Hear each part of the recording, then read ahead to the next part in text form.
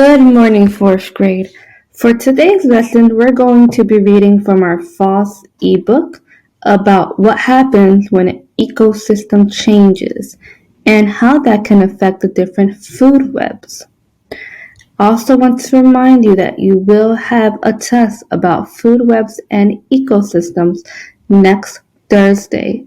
I will show you where to find the Quizlet and the study guide on Google Classroom at the end of this lesson.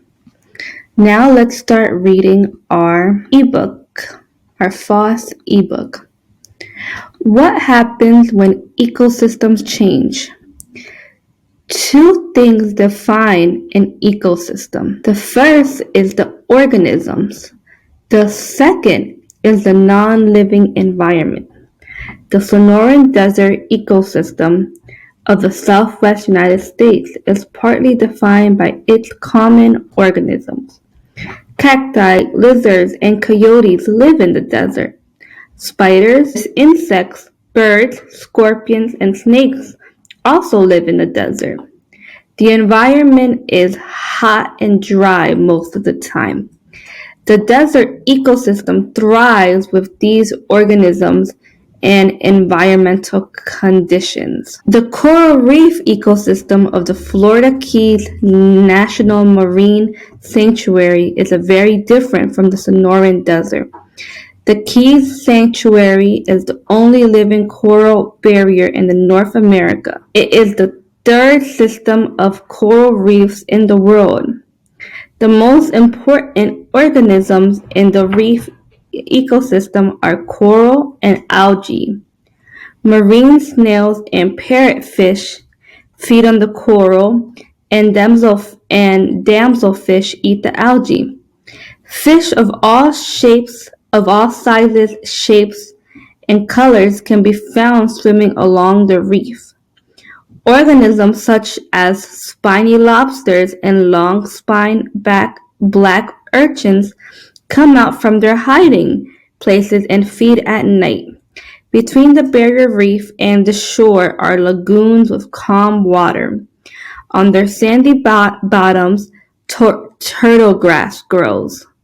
Bottom dwellers such as southern stingray and gulf flounder settle into the sand to feed. The environment is a tropical ocean. See how the coral reef is very different from the desert? The desert is a very hot and dry environment, and only animals like cacti and lizards are able to survive. Versus a coral reef, where it's very wet and has a lot of marine life. There are different fish and different marine animals that can survive. But what happens if these environments change? Moving desert organisms to the ocean would be silly. Cacti and snakes from the desert would not survive in a marine environment. The environment is too different. Organisms have needs. Those needs are met only by the environment in which the organism lives. But what happens when the environment changes a little bit? Are organisms effective? What do you think? Can an organism be affected if its environment changes? Maybe the temperature of the environment changes? Share your thinking on Edpuzzle now. In 1963, the Glen Canyon Dam was completed.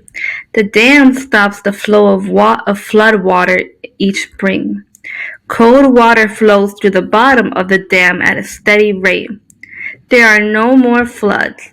The water flowing in the river is cold all year long. This change in the environment was small, but it affected the balance of organisms in the system. Trout fish need cold water to thrive. After the dam was completed, the trout population grew because the water was cold all year.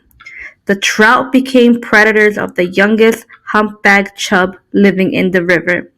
The humpback chub is the largest fish that can live up to 40 years.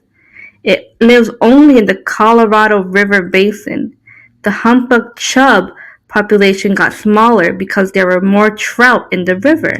And since there was more trout, it meant the trout can eat more. Trout have a range of tolerance for temperature. If the water gets warmer, they can tolerate, then or colder than they can tolerate, they will not survive. Before the dam was built, the warmer summer water was within the range of tolerance for trout, so they survived. But it was not the best temperature for trout. After the dam was built, the cold water was the optimum or best temperature for trout. As a result, the trout thrived. Their population grew, and then they were able to eat more chub.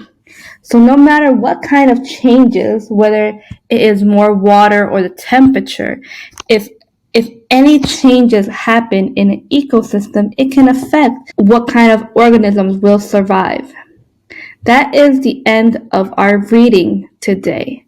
Now let me take you to Google Classroom so I can show you where to find your study guide and Quizlet. Alright, here we are on Google Classroom. This is the mainstream page. If you click on classwork, you're going to see weekly agenda, resources, test review.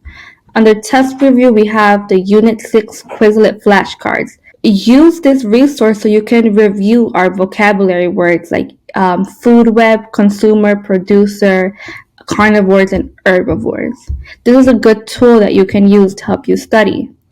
Also, I shared a study guide right below that. It says Unit 6 Study Guide, Ecosystems and Food Web.